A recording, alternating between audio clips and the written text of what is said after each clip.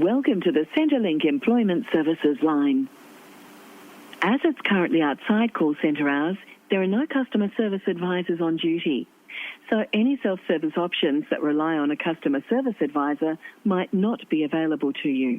Please tell me your customer access number, if you have one. You may know this as your customer reference number. Oh, for fuck's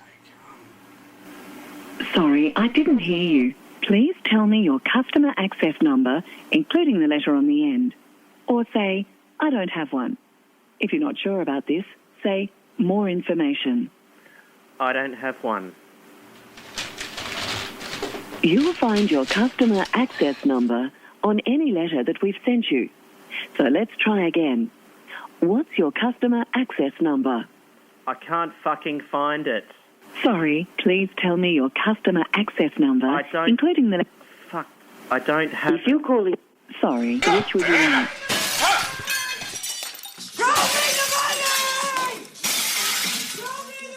Sorry, I didn't get that. Which would you like? If you're calling to see how your payment may be affected by the public holidays, say public holiday. Yeah, so what does success mean to you? Yeah, like I just said, if you got that before, surviving happy.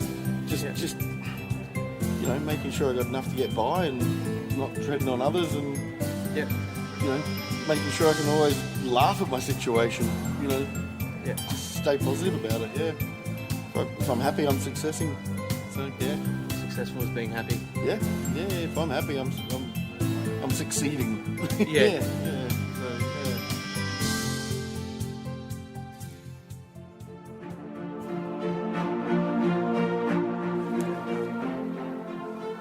So sorry, I caught you. Was it Terry?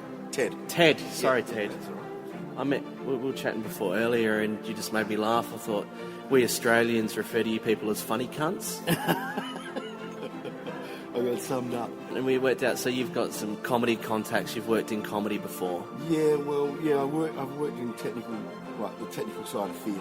Yes. And from that, you know, venue to venue, job to job, in there was, I think it was, you know, I always get confused because there was I think it was the 96 Comedy Festival, but they were rebooting the 94 T-shirts, or it was the 98 and they were rebooting the 96 T-shirts. I don't know. I remember the icon, the picture, but I can't remember the number on it. Okay. And I know that whatever it was wrong. It was the wrong year. Bob and Gareth Lott were running the show, and they were. So you had the earlier year on it. Yeah. I worked with a lot of acts that would come through for the Fringes and then stay around for the comedy festivals, and you know, then there'd be repeat acts with people that I'd worked with before, and that's where I got to work with again, and that was the story you pulled me up on for being a funny cunt.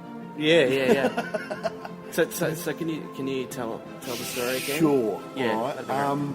It never seems funnier the second time around, and there's not all those other people to feed off. But it was along the lines of, I've been working with him for about a week. We had the show pretty much down packed. You know, audience comes in, music comes on, he walks out, they cheer, he tells his stories. He says, thank you, lights come on, they leave. This one night he come up to me and he goes, I'm going to pop some E's on stage during the show, and you're going to help me. I was like, what do you mean? This doesn't sound good for me. It sounds like a setup. If everything goes wrong, you can just say the tech gave them to me. Why would you do this to me? And so I kind of flatly refused him. He said he was going to come out and cough and sniff and need hay fever tablets and request that I bring some up. And I was like, no, not going to do it. Forget it, not happening. He went side of stage, I went to the desk, and lights go up enough, the audience comes in, lights go down, he comes out, and within about 2 minutes he starts sniffing and wheezing and hruffing and then he looks at the desk, he looks straight at me and he just flipping winked. And I was like, Yeah. something, he knows more than I do right now. I don't know what's going on. And he turned and he said, sorry everybody, Ted's my sound and lighting guy. Ted, there's some hay fever tablets up there at the desk. Can you bring them down? And I just flatly called out, no, there isn't. Yeah. He went, yes, there is. And so I turned on the desk light, and sure enough, there were 3 tablets right there on the table, just sitting on one of the faders, just sitting above one of the faders on the desk. And he was like, bring them up. Come on, bring them over here. And I kind of hung my head and knew I was in. There was nothing I could do, so I walked down the aisle and I took these tablets over to him, and he put his hand out and he's just grinning at me like, you know, a Cheshire cat. And I've dropped him 2 tablets and I've walked off. And I've got almost to the side of stage to step back down to the aisle. And he's gone, weren't there 3?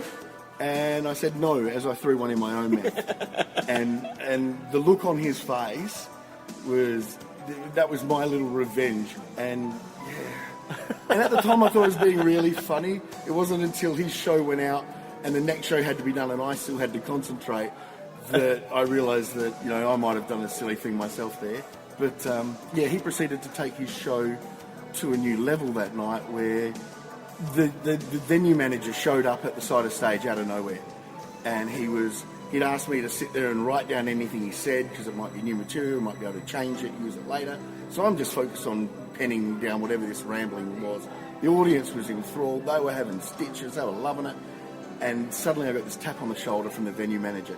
Your show's 15 minutes over. And I swear we'd only been sitting there 10 minutes. It felt like 10 minutes. Yeah. He was only a quarter of the way in, but everything was being told into gross detail. And so I had to, right in the middle of what he's saying, I had to throw the lights up. Yep. She had to make an announcement that his show was over. The crowd started to mumble and boo, and Greg looked really deflated for a second. And then he just turned around and he said, that's fine, we need to get out of here. We're going to leave Ted to his own devices to get the show ready for the next lot. Everyone follow me down to the bar. Anyone who comes down to the bar, I'm buying a beer or a drink. Whatever you like, it's on me. And you know, that was the drugs talking. Yes. And off they went. And I'd never seen a place empty so quickly. And they all flew down to the bar with him. I did the whole next show, tidied up, reset for the next day, got everything packed away, went down for my final beer, and I couldn't get a spot at the bar. Some other comedians had joined him. Yeah. It was like this whole impromptu After club. manic after club that, you know, once they finally shut the doors and kicked out the crowd, comedians were all flying back to some guy's house afterwards where they were all staying while they were in town, and we were all back there, and it was just hilarious. There were these crazy Irishmen, these Scottish guys, these English guys. There was some African guy from way back that I can't remember who he was, but just everywhere you look, there was someone almost funnier than the next person. And that would have been before the days of capacity laws as well, so everyone was just chopped in like sardines. When we were at the venue that night, Yeah. no one wanted to leave. People were coming out of the other, because this is the old place on Rundle Street that used to be Front Page or whatever that place. It's got like up and down venues. It used to be a theatre, so there were lots of different spaces in it. And people would come out of all the different things and try and just go for one drink. And they'd realise that the big show was going on downstairs at the bar. And what they were getting was what they paid for, but what was going on was free and better.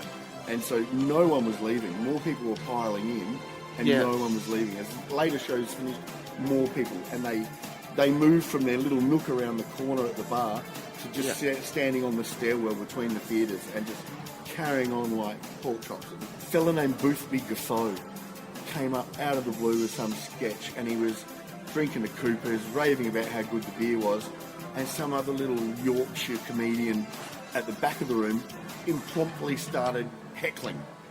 Yeah. And Boothby looked straight at the beer as if it's the beer talking. And sure enough, that was the line. I think it's the beer talking. And you know, and the place fell down in stitches, and they hadn't rehearsed it. They hadn't, you know, planned it in any way, but people were still, as they're walking out at the end of the night, going, you know, it was so much fun they couldn't remember any jokes, but everyone with a beer in their hands going, I think my beer's full. So, it brewed.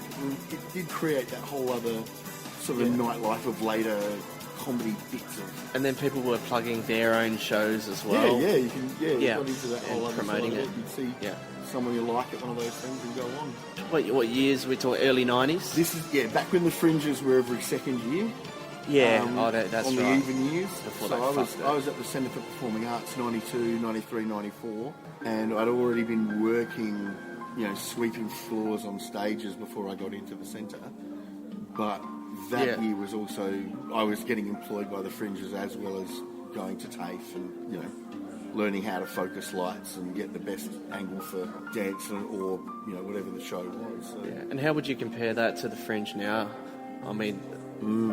Well, now it's a bit more polished. Well, it's a lot more polished. Back then it was raw. There were things like the backyard bar, the lawn bars, all that area next to Fowler's, it's now the uni, was the Star Club. And there was all these like open areas that were just live performances outside on the lawns, pop-up bars before pop-up bars existed. Keith Tucker was the production manager. The people that were travelling to Edinburgh and finding these artists and bringing them back, finding people that the festival didn't find.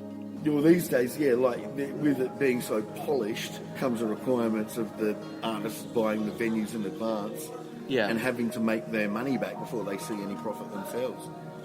They've got to buy the space, literally. So it's a different world. Back then, there were just spots everywhere, and almost anyone could get a show. They were the main Fringe people they picked, but there was lots of locals coming from anywhere, and popping up. All those the big gig people from the ABC were back here, back then, and it was really good. Really good times. Good times. Like, if there's anything you don't want me to put in, out loud as well. Oh, it's all good. I might get permission before I put the story up as well. He might remember it differently. Yeah. There was another time we were just cutting through the back of the festival area, and he was at one of those outdoor amphitheatres off the back of the festival theatre, and there was some sort of free comedy thing going on there, and he was one of the artists, and right during his set, in comes a Indigenous bloke, clearly, daytime drunk. Yeah.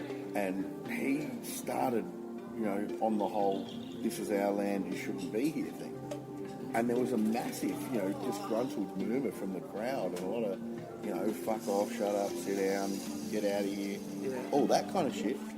And sensed it, and he was like, no, all of you can be quiet. He might be drunk, but he's got something to say. Yeah. And he fully stood up for this guy in front of everyone. This was like a year or so later after that other thing. I just saw him again and just happened to sit down to see the show. And I caught that moment of this whole, it was not that it was going to get ugly, but it certainly wasn't pretty. It was, and he shut it right down. Said, you can all show a little bit more respect right now and let this guy walk through and on his way where he's, we're in his way. He's right. It's his land. We're in his way. Make a path. He was just clear to that. Yeah, because that wouldn't be a common attitude in the early 90s. Oh, you could see many a comedian feeding off that instead of...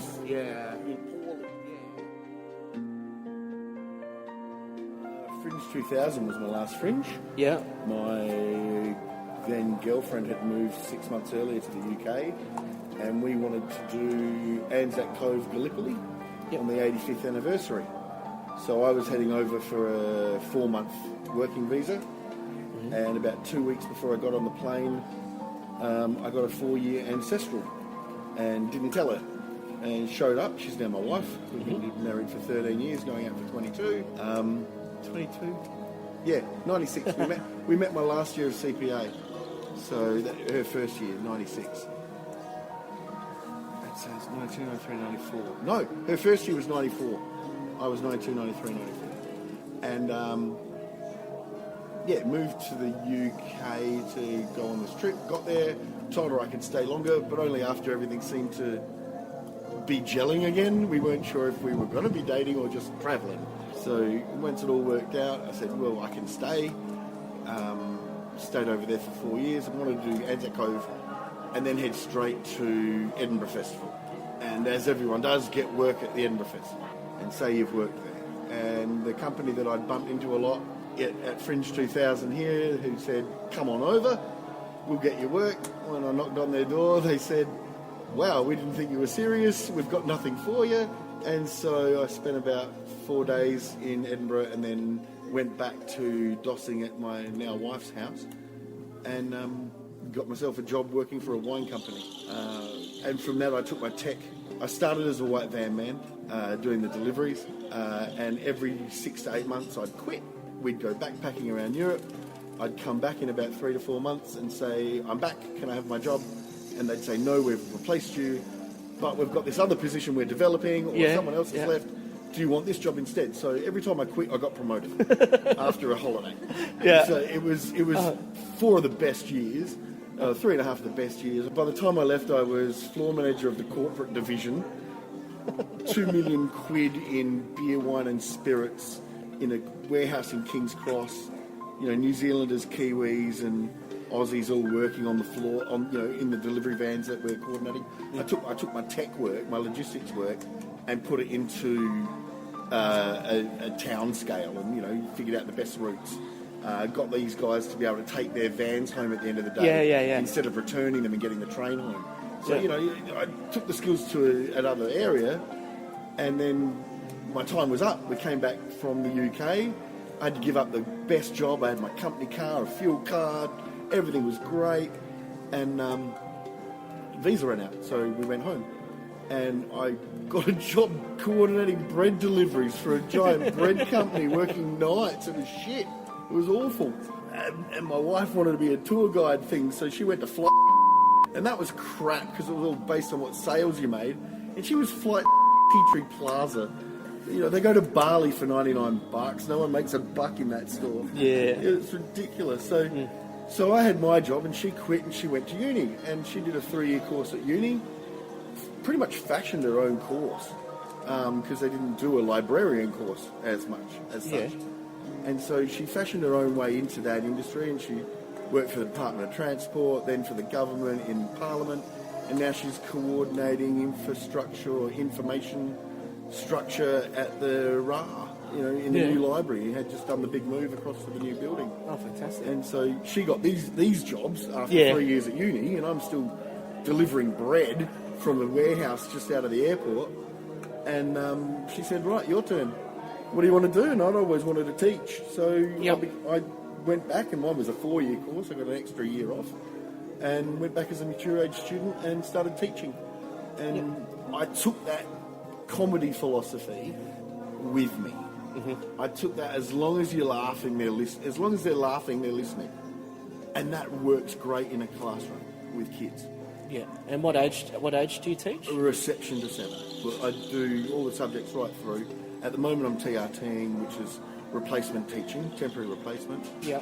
I've had contracts with schools where I've had the same kids for a whole year or two, and that's been fantastic. But my success in teaching, I think, comes from keeping it fun, and they recognise where they don't succeed. Yeah. And they can laugh at that and go, well, I can do better next time. And they do better next time. Then I know I've succeeded with a comedy theory. And I stole that from watching actors. I stole that from, being on the side of stage all the time, seeing how they hold a crowd. And I've been pulled into leadership offices because I've gone too far. But I've rolled with the room. Yeah. and that's probably the comedian side of it. Just not that I've popped ecstasy and gone to class and taught history, but I've never gone that far. But I have certainly. You've been disciplined. Yes. At more than one school, so sometimes it's time to move on. Do you find teaching is meeting your needs? In many ways. Yeah. But not. There's that gratification for what you do, and I get that from the kids, and I get that from the parents. And I get it from my colleagues, the other teachers, when they go, I love your style. And I love the way other teachers teach, and I steal bits of their management styles for, control a room. But you set the mood of your room by the way you walk in and by the way you behave. Yeah. If you're calm and quiet, the room's calm. If you're ridiculous, the room's ridiculous. Yeah. So to keep the room funny without borderlining into stupid and carried away is that line. And sometimes you can let it go into stupid as long as you can bring them back again. And when leadership walk past the corridor and you're at that moment where everyone's being stupid, they frown on you.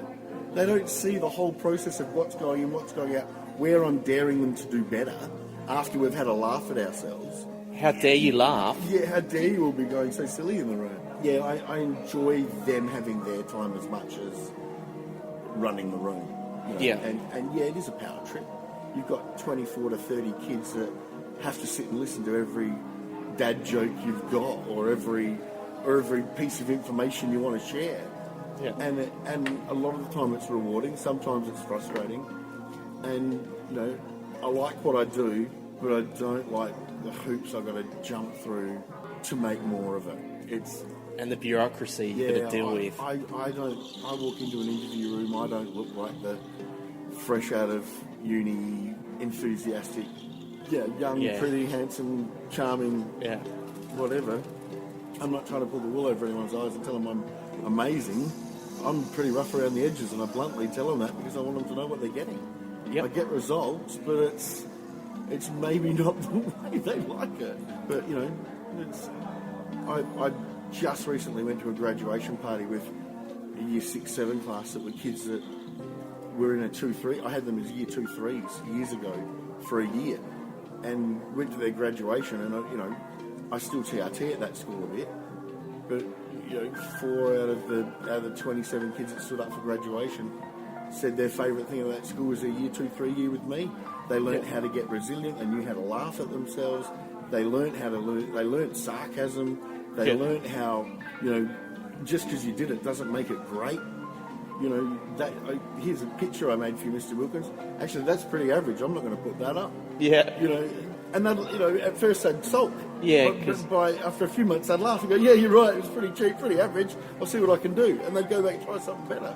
You know, they get that at an early age. You know, by the time they get to year 6, year 7, their projects are of a better level. Their self-challenges of a better level. Their resilience is there. You know. Yeah. They've made mistakes and learned from it. You know, and learned how to laugh from them. So you know. That's my nutshell. That's great. Thanks so much. Thank you very much. Ted. Absolutely.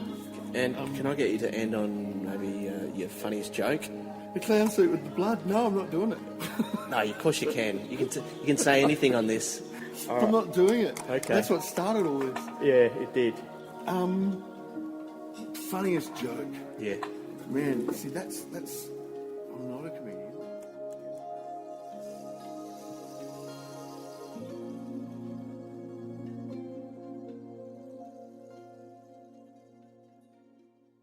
Energy Consultant is produced by Ryan Harry and distributed by the Ozcast Network.